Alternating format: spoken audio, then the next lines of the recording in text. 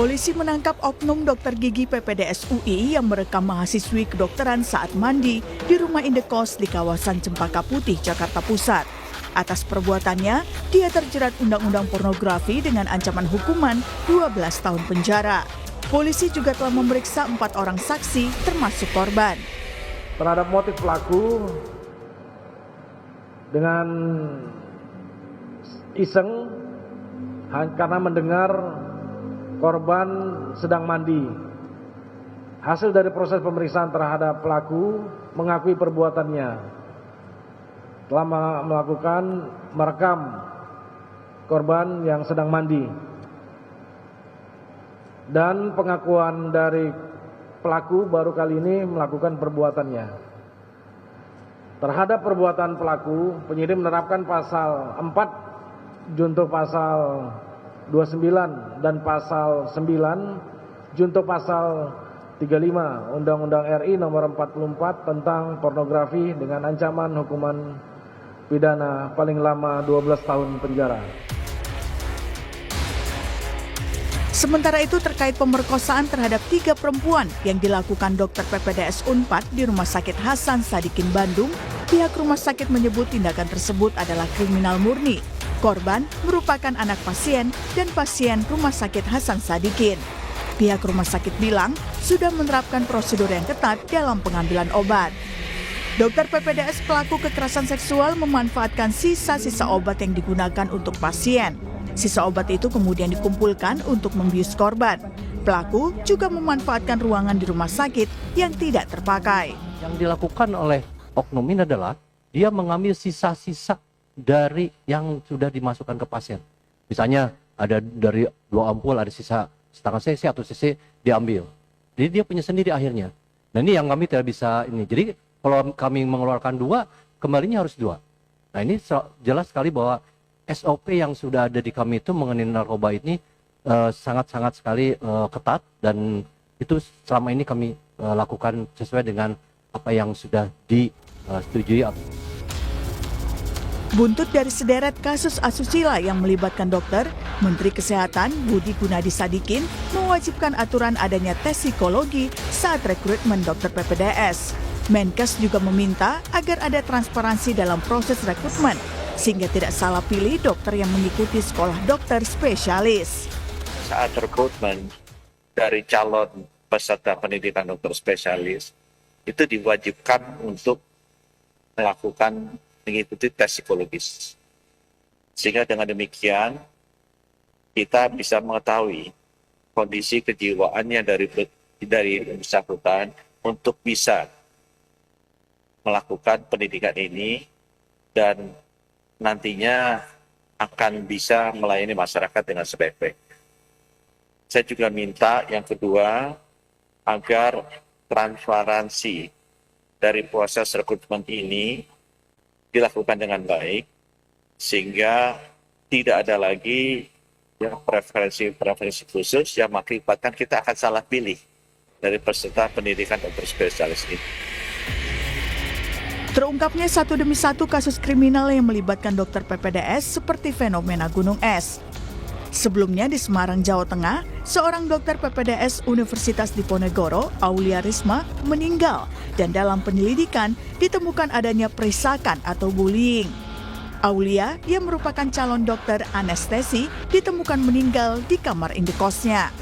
Polisi menetapkan 3 tersangka dalam kasus perisakan ini, yaitu Kepala Program Studi PPDS Anestesiologi dan Terapi Intensif Fakultas Kedokteran Undip, Kepala Staf Medis Kependidikan Prodi Anestesiologi, dan seorang senior korban.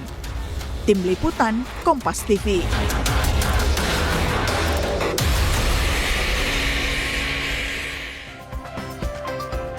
Saudara, terungkapnya satu demi satu kasus kriminal yang melibatkan dokter PPDS seperti fenomena Gunung Es. Di Jakarta, seorang dokter PPDS menjadi tersangka pencabulan. Di Bandung, seorang dokter PPDS menjadi tersangka pemerkosa. Bahkan tahun lalu, seorang dokter PPDS justru menjadi korban perundungan. Menanggapi rentetan kasus tersebut, Menteri Kesehatan Budi Gunadi Sadikin mewajibkan tes psikologi saat rekrutmen dokter PPDS. Dan kita akan bahas soal ini bersama dengan sejumlah narasumber. Ada di studio Ketua Ikatan Ahli Kesehatan Masyarakat Indonesia atau IAKMI, Pak Hermawan Saputra. Selamat pagi, Pak. Selamat pagi, Mas Bre. Sehat selalu. Sehat selalu. Kemudian dari sambungan Zoom, Saudara, ada Ketua Umum Pengurus Besar Ikatan Dokter Indonesia atau PBID, Slamet Budiarto, dan Ketua Himpunan Psikologi Indonesia atau HIMSI, Andik Matulesi. Selamat pagi, Pak. Selamat, Pak Andik. Selamat pagi. Selamat pagi, Mas. Baik. Saya ke Selamat Pak Hermawan terlebih dahulu. Pak Hermawan, ini terkait dengan kasus rentetan asusila yang terjadi bertubi-tubi, paling tidak selama sepekan terakhir, 2 pekan terakhir, dan kemudian melibatkan dokter, khususnya justru dokter PPDS yang sedang melakukan pendidikan di rumah sakit. Tanggapan Anda, Pak? Ya tentu Mas Bre, kalau peristiwa kriminalitas dan adanya potensi bullying dan seterusnya dalam program pendidikan itu sebenarnya dimanapun ya. Jadi kapanpun, dimanapun proses pendidikan itu berlangsung, bila tanpa pengawasan, bila tanpa supervisi, dan juga dalam proses orang, oknum yang tidak memiliki integritas yang baik, pasti kemungkinan akan ada terjadi hal tersebut. Tapi kita inginnya kejadian seperti ini tidak berulang ya, Mas Bre. Maka itu perlu ada perbaikan yang lebih menyeluruh, tetapi juga lebih precise. Jadi proses pendidikan itu sendiri sebenarnya diatur. Khusus untuk pendidikan dokter spesialis ini kan memang cukup ketat sebenarnya dan berlapis. Artinya undang-undang sendiri yang mengaturnya adalah Undang-Undang Pendidikan Kedokteran, itu Undang-Undang nomor 20 tahun 2013. Belum lagi ke depan itu memang akan dimungkinkan program pendidikan dokter spesialis itu melalui 2 jalur. Ada yang disebut dengan university based yang seperti yang berlangsung saat ini, tapi dimungkinkan juga adanya hospital based medical education. Nah, oleh karena adanya beberapa opsi ini ke depan, perlu dari sekarang itu dengan yang disampaikan oleh Kementerian Kesehatan, memang harus ada evaluasi dan juga screening yang lebih ketat terhadap yang paling penting itu tidak hanya akademiknya, tetapi juga integritas. Nah, sebenarnya secara normatif ya, setiap mahasiswa baru tidak hanya di pendidikan spesialis saya rasa, di pendidikan sarjana, pasca sarjana itu dilakukan adanya di samping tes potensi akademik juga ada psikotes sebenarnya.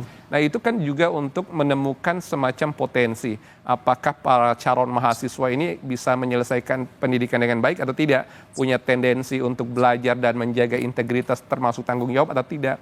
Nah tentu dalam prosesnya ini bisa juga berkaitan dengan tidak hanya menyangkut pribadi ya atau kapasitas akademik dan profesionalitas pribadi, tetapi juga mungkin juga lingkungan dan tata kelola sistem pendidikan maupun layanan kesehatan ini juga perlu dibenahi, Mas Bre. Tapi kita melihat pernyataan yang disampaikan oleh Pak Menkes kemarin terkait dengan evaluasi, kemudian rencana perbaikan sistem pendidikan PPDS. Pak Hermawan melihatnya apakah yang disampaikan oleh Pak Menkes kemarin sudah cukup kira-kira dengan misalnya tadi ada seleksi yang lebih ketat di awal dengan tes psikologi, kemudian tes psikologi dengan 6 bulan sekali, apakah sudah cukup sekiranya? Ya sebenarnya sih yang lebih penting tuh bukan pada tesnya, tapi proses pengawasan dan juga penerapan terhadap prosedur yang ada dalam bidang pendidikannya maupun dalam praktek layanannya gitu ya.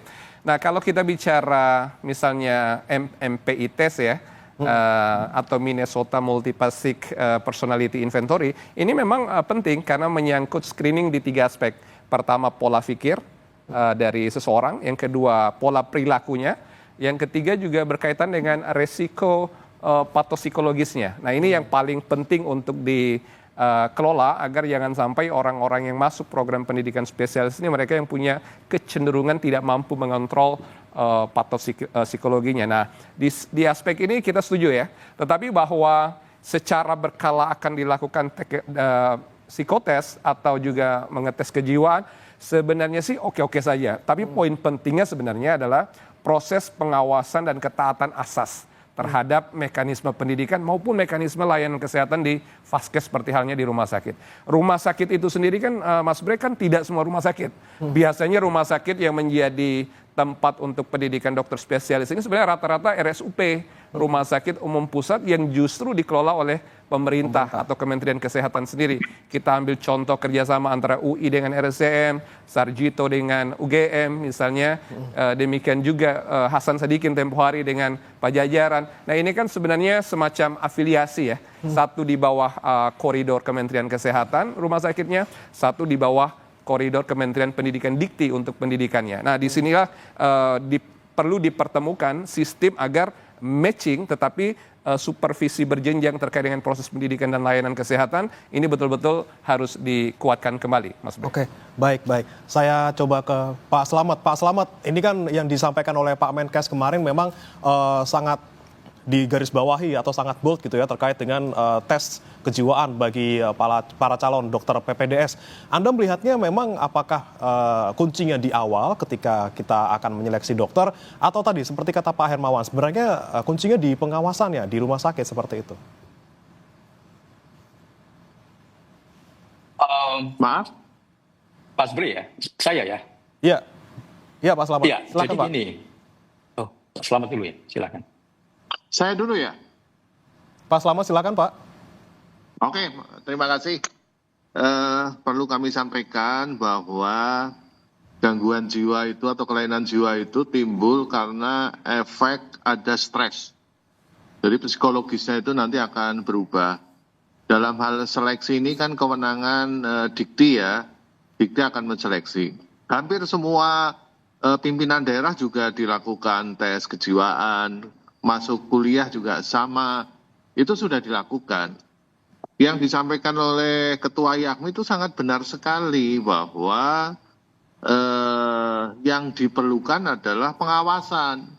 Pengawasan pada proses pendidikan. Karena dalam proses pendidikan itu timbullah tekanan-tekanan psikologis. Itu yang akan menimbulkan kelainan jiwa atau gangguan jiwa. Yang kedua, tes MPA ini biasanya bisa mendeteksi untuk gangguan jiwa yang berat dan sudah berlangsung lama.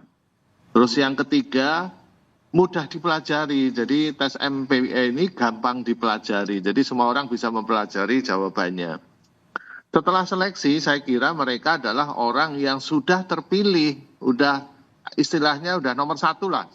Sudah memenuhi persyaratan baik kejiwaan maupun secara akademis. Begitu masuk rumah sakit, 100% itu adalah tanggung jawab rumah sakit. Dalam hal ini adalah rumah sakit vertikal atau Kementerian Kesehatan.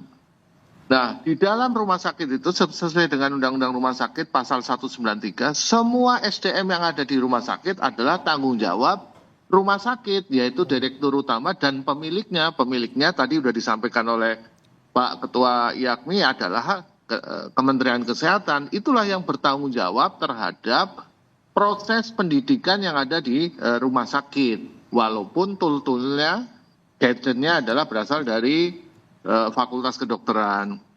Mengenai kewenangan residen itu juga diatur. Semester 1 itu 1 sampai 3 kompetensi. Misalnya semester 2, 3 sampai 5. Sampai berakhir, karena ini kan pendidikan spesialis itu kan magang. Jadi kalau dia sudah mencapai kompetensi tertentu, mereka bisa melakukan secara mandiri karena dia punya surat izin praktek. Yang kedua, untuk mengurangi tekanan-tekanan psikologis adalah jam kerja. Kami sudah mengusulkan bahwa maksimal 50 jam per minggu. Bahkan Eropa 40 jam per minggu. Tapi teman-teman Kementerian Kesehatan menetapkan 80 jam, 2 kali lipatnya. Ini kan sangat membahayakan pasien, membahayakan residen, dan membahayakan mutu pelayanan. Kalau jam kerja sesuai maksimal 50 misalnya, maka tekanan psikologisnya akan sangat berkurang. Kemudian mengenai gaji residen. Bertahun-tahun residen melakukan tindakan medis, uangnya kemana? Uangnya ke rumah sakit. Rumah sakit yang menerima. Nah, rumah sakit gimana? Rumah sakitnya milik Kementerian Kesehatan. Jadi kalau ada ungkapan kenapa gaji nggak di residen, ya pemilik rumah sakit lah yang berhak memberikan gaji kepada residen. Termasuk SOP-nya. Jadi kami agak prihatin terhadap pernyataan konvensi Kementerian Kesehatan kemarin. Mungkin mereka nggak paham bahwa rumah sakit itu miliknya beliau yang bisa melakukan apapun. Karena di dalam rumah sakit itu ada yang namanya hospital by law. Peraturan rumah sakit yang harus ditaati oleh seluruh SDM di rumah sakit. Mau residen, dokter umum, koas, dan lain-lain. ada wacana residen untuk SIP-nya dokter umum, nah ini lebih parah lagi. Kalau SIP-nya dokter umum, maka residen kalau sudah mencapai kompetensi bisa operasi, dia tidak bisa melakukan operasi gitu loh. Kalau menggunakan SIP dokter umum. Jadi sebetulnya kan masalahnya ada residen tidak digaji, tinggal digaji aja. Karena residen setiap hari operasi sekian dan dia dibayar oleh BPJS atau oleh pasien umum, maka direktur rumah sakit atas izin Menteri Kesehatan memberikan gaji kepada residen tersebut, gitu loh. Oke. Nah, mengenai kewenangan-kewenangannya bisa diatur semua. Jadi itu sekali lagi, gimana? Ya, jadi sebenarnya tekanan yang diterima oleh dokter residen ini memang sangat banyak ya Pak ya, terkait dengan jam kerja, kemudian ada juga terkait dengan insentif yang mungkin bisa berdampak pada kejiwaan mereka, seperti itu. Iya, betul. 4-5 tahun dia tidak digaji, jam kerjanya tidak karu-karuan. Dan dalam waktu dekat Ikatan Dokter Indonesia akan berkonsultasi dengan Komnas HAM terkait hal ini, karena ini sangat membahayakan sekali. Oke, gitu. Baik. Sebelum saya ke Pak Andik, saudara, kami disclaimer terlebih dahulu, kami sudah mengundang dari pihak Kementerian Kesehatan untuk bergabung dalam dialog hari ini, namun kami belum mendapatkan respons dari pihak Kementerian Kesehatan dan kami akan wakilkan dalam pernyataan Menkes kemarin. Saya ke Pak Andik. Pak Andik, terkait dengan tadi pernyataan Pak Dokter Slamet terkait dengan tekanan yang mungkin dihadapi oleh dokter PPDS terkait dengan jam kerja yang over, kemudian ada juga tekanan finansial di mana mereka tidak mendapatkan uang ataupun insentif ketika mereka melaksanakan tugas mereka. Apakah itu juga menjadi salah satu faktor yang bisa membuat mereka tertekan ataupun terganggu kejiwaannya? Terima kasih Mas Bre. Jadi memang menjadi dokter spesialis atau pendidikan dokter spesialis seperti juga pendidikan spesialis yang lain itu kan tuntutan akademik dan tuntutan emosionalnya kan sangat tinggi gitu. Ya, jadi mereka punya jadwal yang sangat padat, harus kompetitif, ya setiap kali harus menghadapi berbagai ujian. Kemudian juga ada ekspektasi yang tinggi. Kemudian juga ada, selain itu juga pasti mereka punya persoalan-persoalan pribadi yang harus diselesaikan juga. Jadi memang kalau saya lebih memberikan preferensi bahwa memang tes psikologi sejak awal itu menjadi bagian yang penting. Tidak hanya tes yang terkait dengan gangguan kejiwaan, potensi gangguan kejiwaan, tetapi juga harus melebar, meluas pada potensi-potensi yang lain. Misalnya kemampuan beradaptasi pada situasi yang baru, kemampuan menghadapi atau daya tahan terhadap stres, kemampuan melakukan analisis dan sintesis yang bagus, kemampuan komunikasi, kemampuan untuk menjalin interpersonal relationship. Ya, karena memang tuntutan yang tinggi itu tentunya harus berkonsekuensi pada kemampuan profil psikologis dan kesiapan psikologis yang lebih kuat.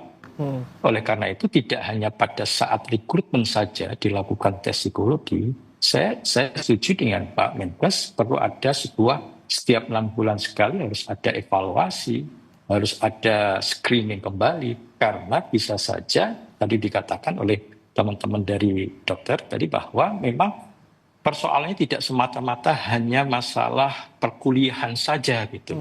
Tapi ada persoalan-persoalan lain kayak misalnya tadi beban kerja, kemudian bisa saja senior junior yang sampai sekarang tidak bisa hilang dan banyak hal yang tidak bisa terdeteksi sehingga kemudian perlu dilakukan kajian, perlu ada screening setiap 6 bulan sekali. Oke, kemudian seberapa besar akurasi dari tes psikologi di awal mereka masuk dan juga di setiap 6 bulan misalnya mereka dilakukan, seberapa bisa menemukan adanya potensi-potensi misalnya ada kelainan dalam kejiwaan mereka, Pak Andik? Kalau kelainan kejiwaan sudah dideteksi dari MMPI ya, yang tadi sudah dikatakan oleh teman-teman yang lain. Tapi ada hal lain yang perlu dikaji, misalnya kemampuan analisisnya, kemampuan sintesisnya, kemampuan logikanya, kemampuan beradaptasi, kemampuan daya tahan terhadap stres. Itu ada banyak asesmen psikologi yang digunakan untuk melakukan itu. Jadi tidak hanya 1 atau 2 pengukuran atau asesmen, tetapi harus menggunakan berbagai pengukuran sehingga didapatkan profil psikologis yang lebih komprehensif. Demikian Mas Bro. Oke, baik. Saya beralih ke Pak Hermawan. Pak Hermawan, tadi disampaikan oleh Dokter Selamat terkait dengan pengawasan seperti itu ya. Kemudian tekanan dari setiap hari mereka bekerja yang kemudian tidak dibayar karena insentifnya tidak ada. Itu seperti apa di prakteknya ketika di rumah sakit, Pak Hermawan, ketika mereka harus bertugas seperti itu? Betul, ini beragam ya, karena program pendidikan dokter spesialis itu tergantung juga dari spesialisnya. Jadi volume dan juga ritme kerja mereka itu sangat tergantung dari beban kurikulum dan juga akademik sekaligus prakteknya di lapangan. Jadi rentang pendidikan dokter spesialis itu Mas Bre antara 3 sampai 5 tahun tuh. Jadi tadi beragam ya, tergantung spesialistiknya. Maka itu saya sih setuju dengan pendapat dari Ketua ID ya, Mas Slamet, bahwa kita ini jangan sampai juga dalam target praktek dan pendidikan itu berlebihan bebannya. Karena sesuatu yang berlebihan beban ketika ditekan karena bebannya, maka dia akan memberikan reaksi yang cukup kuat juga untuk memberikan reaksi kontra terhadap beban itu. Nah ini yang harus kita manage dengan baik. Yang paling penting poinnya itu Mas Bre, kita itu menginginkan lulusan pendidikan spesialis ini dia memiliki kompetensi ya, tetapi juga pengetahuan dengan lingkungannya bagus. Yang paling penting lagi sikap dan integritinya ini. Jadi ada kompetensi, ada pengetahuan, ada attitude, dan ada integriti. Seyogianya inilah yang menjadi profil lulusan kita. Tidak hanya untuk pendidikan spesialis saya rasa, hampir semua jenjang-jenjang profesional mestinya ini yang kita jaga. Nah kalau kita ingin mewujudkan sikap dan integriti yang baik, juga manajemen psikologi dan respon terhadap lingkungan dalam keseharian proses pembelajaran maupun layanan kesehatan juga mereka harus bijaksana dan jauh dari tekanan yang berlebihan gitu. Nah ini yang memang harus kita rancang dan memang perlu duduk bareng. Maka dulu pernah juga kami ya, walaupun di bidang kesehatan masyarakat kita memberikan masukan terhadap undang-undang pendidikan kedokteran agar pemahaman kompetensi itu juga sejalan dengan kemampuan mengelola situasi. Nah ini yang mahal. Nah di kita tentu saja sudah disampaikan oleh Ketua PBID tadi, ini perlu adanya kebijaksanaan dari dua pihak utama nih. Dalam hal ini Ristekdikti ya, Menteri Ristekdikti, Saindikti ya. Ya. Dan juga Menkes itu sendiri. Karena tadi jangan sampai juga kita lupa bahwa hampir semua pendidikan dokter spesialis ini tempat prakteknya ada di rumah sakit umum pusat yang sifatnya vertikal milik pemerintah yaitu Kemenkes itu sendiri. Nah ini harus digodok secara bersama. Yang kedua sebenarnya tadi yang saya sampaikan, ada ruang ke depan di dalam Undang-Undang 17/2023, Undang-Undang Kesehatan, itu jalur pendidikan yang berbasis rumah sakit. Nah, di saat ini berbasis university saja potensi pelanggaran etika, kemudian under kompetensi, kemudian juga under professionalism itu terjadi.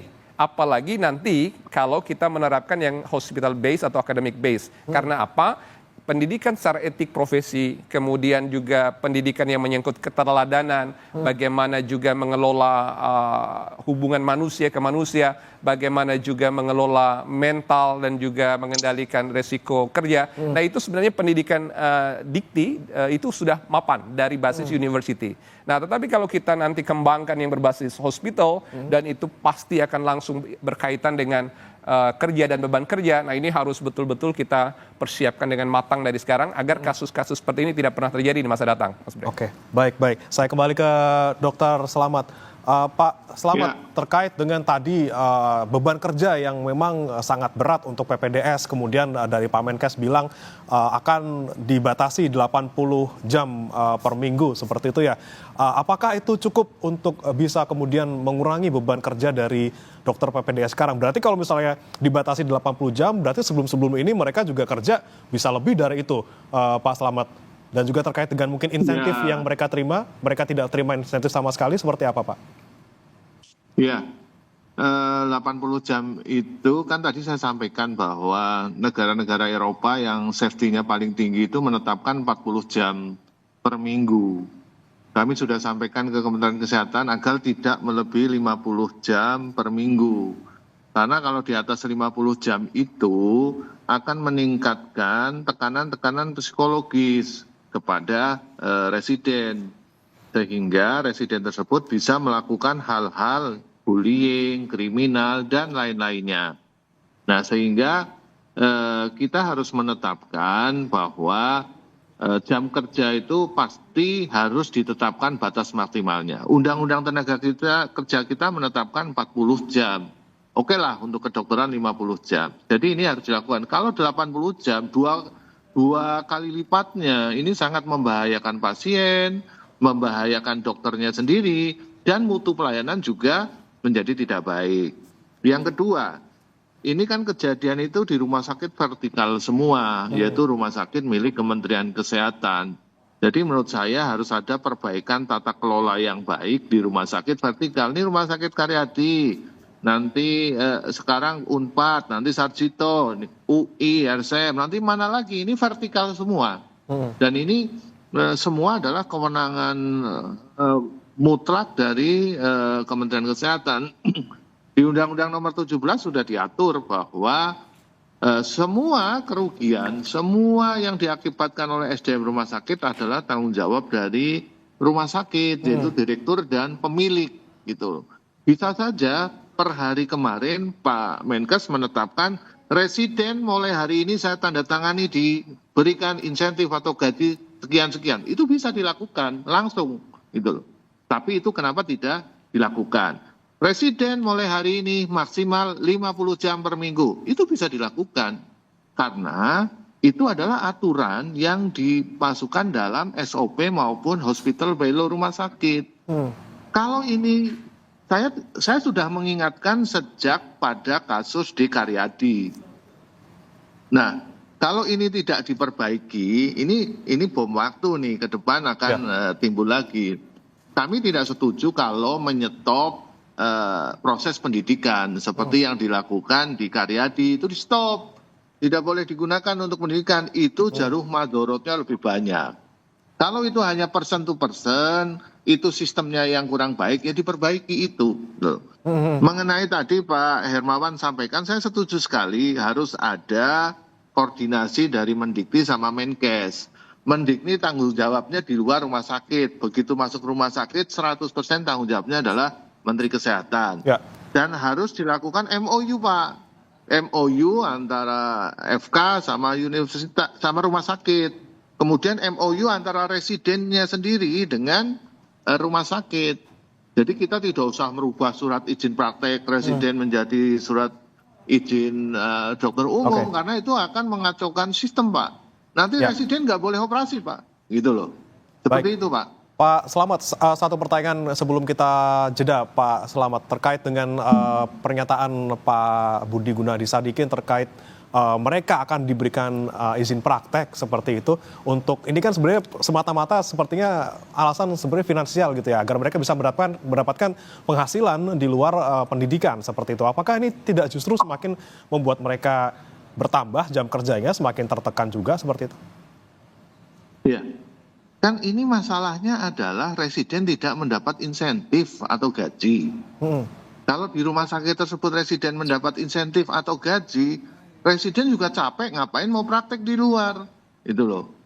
Selama ini residen itu operasi sehari 10 kali, 5 kali, meriksa pasien 100 kali, uangnya masuk kemana? Uangnya masuk kementerian, masuk ke rumah sakit vertikal tadi. Nah, rumah sakit vertikal tadi di bawah manajemen dari Kementerian Kesehatan. Kalau dicukupi residennya di situ, tidak usah ngapain praktek di luar.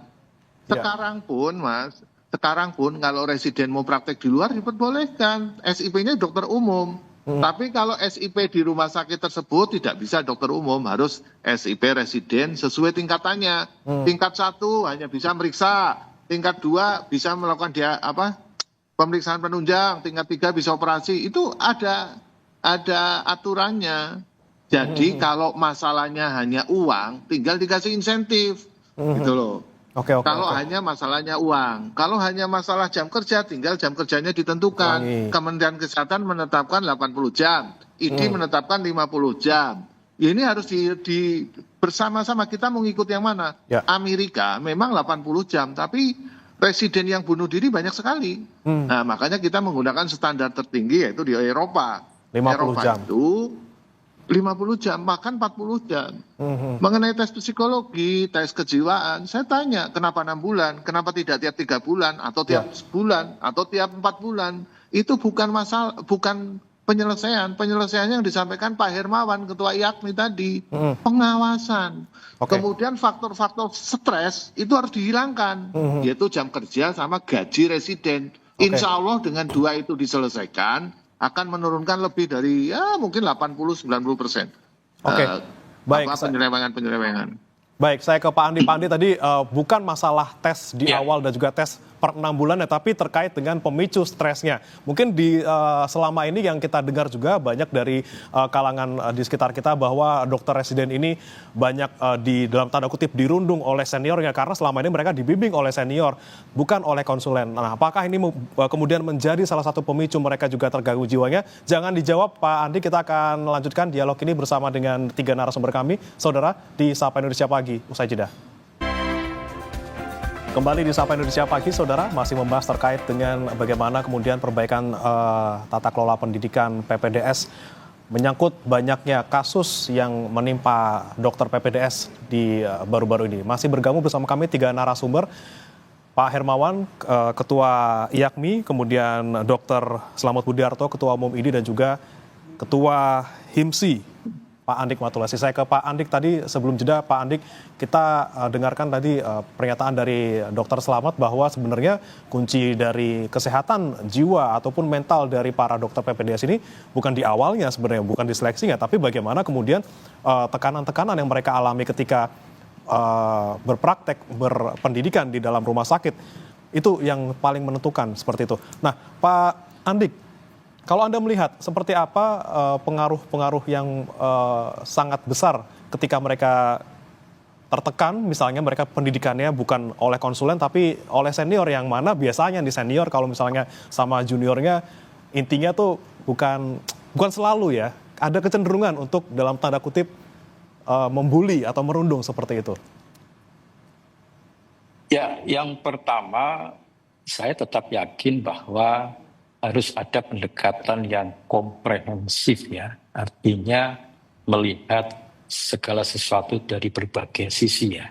Jadi tidak hanya proses seleksi, tetapi juga evaluasi psikologi, perbaikan sistem pendidikan, pengawasan, SOP, dan juga evaluasi dan pengawasan dari masyarakat. Itu juga menjadi hal yang penting gitu. Jadi semua punya porsi yang sama agar mahasiswa PPDS itu mampu menghadapi berbagai persoalan yang ada dalam proses pendidikan. Ya, terkait dengan relasi kuasa, ini memang hal yang sangat penting ya. Jadi jangan sampai ada relasi kuasa di dalam proses pendidikan, baik antara dosen dengan mahasiswa, baik antara senior dengan junior. Karena seringkali senior junior dan dosen mahasiswa itu relasinya adalah relasi kuasa gitu. Artinya pada saat relasi kuasa itu ada yang subordinate dan ada yang powerful gitu. Nah ini yang kemudian bisa mengarahkan pada faktor bullying. Ya, padahal tidak semua orang mampu menghadapi kekerasan itu. Memang ada beberapa yang ini sebagai cara untuk mereka resilience. Mereka bisa menjadi hebat, mereka bisa menghadapi masalah. Tetapi sekali lagi relasi kuasa dalam konteks apapun di satu sisi akan mempengaruhi kondisi psikologis seseorang, di satu sisi dia akan melakukan bullying pada orang yang lain gitu. Salah satunya kepada pasien, pada klien. Baik. Saya ke Dokter Slamet. Bagaimana nih Pak terkait dengan relasi kuasa yang memang prakteknya kalau kita lihat di rumah sakit rata-rata memang terjadi, mereka diawasi juga oleh dokter senior yang biasanya dalam tanda kutip tidak selalu tapi biasanya mengerjai juniornya. Apalagi misalnya ada dokter juga yang membebankan semua beban kerjaannya beliau waktu kerja itu ke dokter PPDS, walaupun sebenarnya seharusnya beban tersebut tidak ditanggung langsung oleh seorang dokter PPDS. Bagaimana, Dokter Slamet? Ya itu kembali lagi kepada tata kelola rumah sakit. Tadi saya sudah jelaskan bahwa rumah sakit bisa mengeluarkan hospital by law, peraturan rumah sakit. Kemudian bisa mengeluarkan SOP semua. Kalau itu dijalankan dengan baik, maka itu tidak akan terjadi. Kemudian mengenai residen itu mempunyai kewenangan sesuai dengan tingkatannya, tingkat 1, tingkat 2, tingkat 3, tingkat 4 itu kewenangannya sendiri-sendiri. Kemudian konsulen, nah ini konsulen melakukan bimbingan, misalnya begini, residen semester 1, semester 2 dibimbing oleh konsulen. Begitu dia sudah bisa, maka dia bisa mandiri melakukannya sendiri tanpa harus dengan konsulen. Disitulah diatur oleh rumah sakit namanya clinical privilege, yaitu kewenangan klinis. Bahwa tingkat 1 atau semester 1, semester 2, kewenangan klinis residennya adalah 1, 2, 3, 4. Kemudian residen tingkat 2, kewenangan klinisnya apa? Begitu konsulen sudah menyatakan residen ini tingkat 2 sudah bisa melakukan 5, 6, 7, 8 kewenangan. Maka rumah sakit akan mengeluarkan kewenangan klinis namanya. Karena itu semua diatur dalam aturan akreditasi rumah sakit. Dan kenapa itu tidak jalan? Ya saya tidak tahu, karena itu murni 100% kewenangan manajemen rumah sakit. Pertama, kembali lagi ke masalah tadi kejiwaan. Jadi semua orang bisa mengalami gangguan jiwa, tergantung tekanan pada psikologi seseorang. Kalau pada saat dia masuk PPDS atau FK, dia kan dites tekanan psikologisnya sebelumnya, kan gitu kan. Nah, di dalam perjalanan sekolah, dia harus menghilangkan tekanan-tekanan psikologis. Yang paling berat tekanan psikologisnya adalah jam kerja. Ya. Kalau diatur jam kerja, misalnya nih 50 jam per minggu jam kerjanya nih, maka tekanan psikologisnya akan berkurang. Yang kedua, selain jam kerjanya sudah nggak jelas, dia tidak mendapatkan uang. Ya. Bagaimana dengan keluarganya? Karena rata-rata residen itu sudah menikah, punya istri dan punya anak. Ini belum kita dalami loh, berapa banyak residen yang istilahnya cerai gara-gara dia pendidikan residen tidak dapat uang, jam kerjanya nggak jelas, banyak juga yang kehilangan istri, suami, itu banyak juga. Ini perlu didalami juga. Sehingga ke depannya nih kita atur 2 aja ini. Jam kerja sama insentif atau gaji untuk residen. Paling tidak ini bisa mengurangi tekanan psikologis tadi. Dan kami sangat berharap pada Kementerian Kesehatan untuk mengeluarkan aturan mengenai jasa medik atau insentif ataukah gaji untuk residen. Karena rumah sakit vertikal itu kan atas perintah atau aturan dari Kementerian Kesehatan. Kalau Kementerian Kesehatan bisa mengeluarkan aturan itu, saya yakin Direktur Utama Rumah Sakit Vertikal akan melaksanakan itu. Yang kedua juga jam kerja. Kalau jam kerja sesuai dengan Undang-Undang Tenaga Kerja 40 jam. Kita masih spare waktu lah 50 jam. Itu juga harus dikomunikasikan dengan dikti juga. Dengan 50 jam apakah tercapai atau tidak. Dengan 2 itu bisa diselesaikan, insya Allah ke depan akan mengurangi kelainan, gangguan jiwa, penyelewengan, dan bullying. Saya tidak tahu nih ke depannya akan terjadi lagi nggak nih bullying dan lain-lain lah. Ya, mudah-mudahan tidak ya. Mudah-mudahan tidak. Kita doakan bersama. Mudah-mudahan tidak. Ya. Baik, Pak Hermawan. Oke, tadi Pak Selamat menekankan kembali jam kerja dan insentif untuk para dokter PPDS. Kalau prakteknya di rumah sakit, semudah itukah diketok misalnya, oke 50 jam maksimal mereka bekerja, kita kasih insentif mereka 5 juta sebulan untuk ribuan dokter PPDS. Bagaimana kemudian kalau prakteknya di rumah sakit, apakah rumah sakit vertikal ini bisa dengan mudah melakukan itu? Karena mungkin selama ini mereka juga bergantung pada dokter PPDS untuk bisa memenuhi jumlah dokter yang ada di sana. Ya, kalau seperti halnya pilot dalam pendidikannya ada jam terbang ya, itu akan menyangkut level kompetensi. Di layanan kesehatan khususnya dokter juga sama. Jadi jam praktek ini akan disesuaikan dengan beban kurikulum dan juga target pendidikan. Maka saya tadi menyarankan duduk bersama, tidak hanya Kemenkes atau rumah sakit, tapi juga ada dari diktinya atau pendidikan tinggi. Karena begini Mas Bre, jadi setiap rumpun spesialis tadi itu sebenarnya punya beban dan target kurikulum termasuk kompetensi yang berbeda. Maka ada kolegiumnya. pendidikan dokter spesialis. Nah, hendaknya masing-masing kolegium ini yang difasilitasi oleh Ristek Dikti ini duduk untuk mengevaluasi kembali. Kalau tekanan itu berkaitan dengan beban, maka beban ini berkaitan dengan volume kurikulum dan target kompetensi. Maka ini harus didudukkan. Ada beberapa pendidikan dokter spesialis yang kompetensi lulusannya itu beririsan satu sama lain.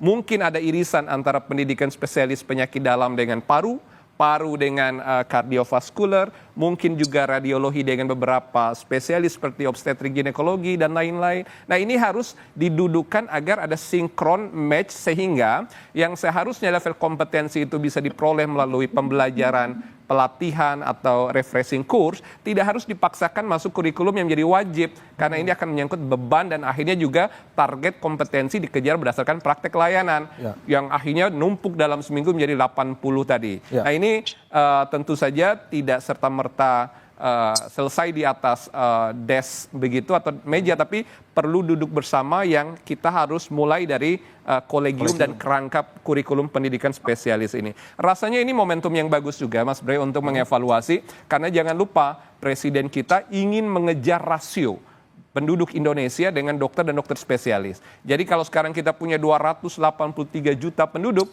harusnya puluhan ribu spesialis itu tersedia dan bisa disebar secara merata. Ada equity, ada equality. Jadi di Indonesia kan problem kita ketimpangan ketersediaan tenaga kesehatan khususnya dokter spesialis. Ketika di stop pendidikan dokter spesialis karena kasus dan kasus tadi, maka memang saya setuju dengan Mas Slamet. Jangan juga ada kasus kriminal individu yang di stop tiba-tiba itu proses pendidikan. Ini juga akan menghambat laju produksi nanti. Sementara kita juga akan mengejar dan ingin mengakselerasi ketersediaan dokter spesialis di Indonesia untuk memenuhi seluruh sistem pelayanan kita yang ada, Mas Bre. Oke, baik. Saya ke Pak Andik. Pak Andik, ini kan memang rencana dari Menkes sudah jelas kemarin ya kita dengar bersama-sama. Tes psikologi akan dilakukan untuk di awal dan juga setiap 6 bulan sekali. Dari HIMSI sendiri, Pak Andik, apakah sudah menyiapkan kira-kira parameternya, kemudian mekanisme tesnya seperti apa? Ya, yang pertama sebelum saya menjawab itu memang kalau saya lihat gini ya. Jadi orang mengalami burnout atau stres atau menganggap itu sebuah tekanan besar, itu kalau sesuatu itu tidak bisa diprediksikan, tidak bisa diramalkan, tidak sesuai dengan harapan. Artinya pada saat SOP berjalan dengan baik, perilaku senior junior itu tidak ada relasi kuasa, dan semua misalnya jangka waktu dan sebagainya itu berjalan dengan baik, maka tentunya semuanya pasti akan berjalan dengan baik gitu, karena itu sesuatu yang sudah diramalkan gitu. Tapi pada saat sesuatu itu tidak bisa diramalkan, ada banyak hal misalnya perlakuan yang tidak sesuai, itu juga akan menimbulkan stres tersendiri. Yang berikutnya terkait dengan kesiapan HIMSI. HIMSI punya banyak alat assessment psikologi yang berbagai macam untuk mengukur berbagai macam, dan kami juga punya psikolog yang ada di 37 provinsi gitu. Artinya sejak awal kami punya keinginan untuk membantu Kemenkes di dalam melakukan tidak hanya sekedar seleksi, tetapi juga evaluasi psikologi, bisa juga nanti misalnya proses coaching, karena bisa saja persoalan itu tidak berhenti di satu titik ya, tetapi orang tidak tahu bahwa yang bersangkutan bermasalah. Oleh karena itu perlu dilakukan screening, perlu dilakukan evaluasi, dan perlu dilakukan coaching. Jadi tidak kemudian dibiarkan saja, tetapi ada proses untuk pengembangan pengembangan untuk penyelesaian persoalan-persoalan yang ada pada mahasiswa PPDS. Oke, Pak Andik, kalau misalnya di awal ketika screening nanti sudah dilakukan gitu ya, ada ditemukan kelainan ataupun ada potensi penyimpangan perilaku pada seorang calon dokter PPDS, apakah ini juga kemudian menutup kemungkinan yang bersangkutan untuk bisa tetap menempuh pendidikan kedokteran spesialis, Pak Andik? Ada dua yang bisa dilakukan gitu ya. Kalau di dalam screening yang mengalami masalah yang berat, tentunya kita kan punya, setiap pendidikan kan punya CPL ya, capaian pembelajarannya. Kalau dia dengan kondisi ini dan dia tidak mampu, maka tentunya harus direhatkan, harus diistirahatkan gitu. Atau bisa juga melalui coaching. Kalau persoalannya tidak berat, maka perlu dilakukan coaching. oleh yang senior, oleh psikolog, oleh siapapun yang bisa memberikan coaching sehingga dia mampu kembali lagi seperti semula. Baik. Saya ke Pak Slamet. Dokter Slamet, ini terkait dengan memang yang paling dekat ini adalah terkait dengan pembatasan jam kerja yang memang sudah diketok 80 jam gitu ya maksimal. Nah, kemudian dari ID sendiri sejauh ini masukannya selain tadi jam kerjanya seharusnya ya 40 sampai 50 jam dan juga insentif untuk para dokter PPDS, apa masukan yang bisa Anda sampaikan kepada pemerintah yang sekarang memang mengelola bagaimana praktek kedokteran di masyarakat? Ya, tidak memberikan gaji pada orang yang bekerja, kemudian waktu kerja yang melebihi peraturan perundangan yang berlaku di Indonesia bahkan oleh ILO juga, itu merupakan pelanggaran, masuk dalam kategori pelanggaran HAM. Jadi kami, Ikatan Dokter Indonesia, akan memberikan usulan kenapa harus 50 jam, kenapa harus digaji. Itu dalam rangka untuk perbaikan pada mutu mau pendidikan spesialis maupun mutu pelayanan yang ada di rumah sakit. Jadi menurut kami Kementerian Kesehatan perlu mengundang ID, kita sama-sama duduk dengan dikti berapa kita mau menggunakan yang mana nih, apakah menggunakan Eropa atau menggunakan Amerika, kan gitu loh. Tentunya kita mencari yang permasalahan pendidikannya yang paling kecil. Kalau menurut kami adalah Eropa. Gitu loh. Ya, Oke. Yaitu bahkan ada yang 40 jam, tapi ya kita spare waktu 50 jam. Tapi itu masih bisa didiskusikan. Terus kemudian pernyataan Bapak Menkes mengenai seleksi harus transparan. Artinya kan berarti selama ini seleksinya mungkin belum transparan. Saya nggak tahu, perlu duduk bersama lah antara Menkes sama Mendikti bagaimana seleksi yang transparan, apa aja yang harus dilakukan. Jadi intinya ini baik dan tidak tergantung pada Kementerian Kesehatan dan Kementerian Pendidikan Tinggi. Jangan kami yang kami kan hanya berpendapat, mengusulkan kan begitu ya. Tapi sebenarnya putusan ada di mereka gitu loh. Putusan gaji, putusan jam kerja, putusan kurikulum ada di mereka, pemerintah. Ya dua menteri riset dikti dan menteri kesehatan duduk bersama. ID boleh sebagai stakeholder independen memberikan pendapatnya. Tapi putusan pada mereka semua. Tapi saya ingatkan, saya sudah ingatkan pada saat wawancara di TVRI. Ini jangan-jangan nih beberapa bulan lagi akan timbul. Betul juga ini timbul kan gitu kan. Nah jadi jangan sampai teman-teman wartawan hanya diskusi sampai hari ini aja. Harus ada goal, aturan yang bisa dikeluarkan oleh Kemenristek Dikti dan oleh Kementerian Kesehatan. Terima kasih. Baik. Saya ke Pak Hermawan, singkat aja Pak Hermawan sebelum kita tutup. Bola panas sekarang ada di Kemendikti Saintek dan juga Kemenkes. Oke, tadi Anda menyampaikan bahwa kita perlu ada rombak kurikulum dalam tanda kutip. Itu kan membutuhkan waktu yang tidak sebentar. Untuk jangka pendeknya, Pak Hermawan, untuk bagaimana agar kasus asusila maupun pembulian di kalangan dokter PPDS tidak terulang kembali?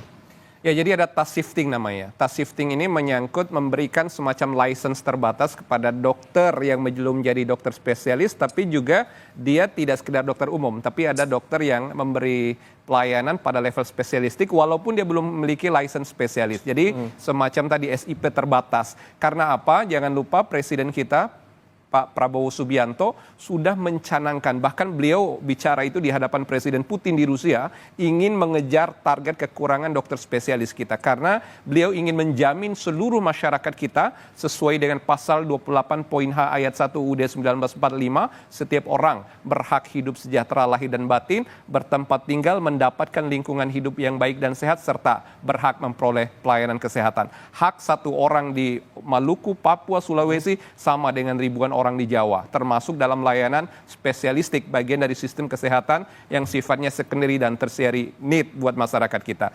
Yang kuncinya adalah kebijaksanaan dan mengambil peran kebijakan yang cukup wise atau bijaksana dengan duduk bersama multi stakeholders. Kira-kira itu menjadi kunci kita saat ini, Mas Bre. Baik, kita nantikan nanti bagaimana duduk bersama ataupun bagaimana mereka bisa berkumpul bersama dari semua stakeholder, baik dari Menkes tentunya, dan juga Mendikti-Saintek dan juga seluruh pihak yang terkait untuk bagaimana agar kasus-kasus serupa yang terjadi belakangan ini tidak terulang kembali. Terima kasih narasumber kami, Pak Hermawan, Ketua IAKMI, kemudian Pak Andik Matulesi, Ketua HIMSI, dan juga Dr. Slamet Budiarto, Ketua Umum Ikatan Dokter Indonesia, telah bergabung bersama kami di Sapa Indonesia Pagi.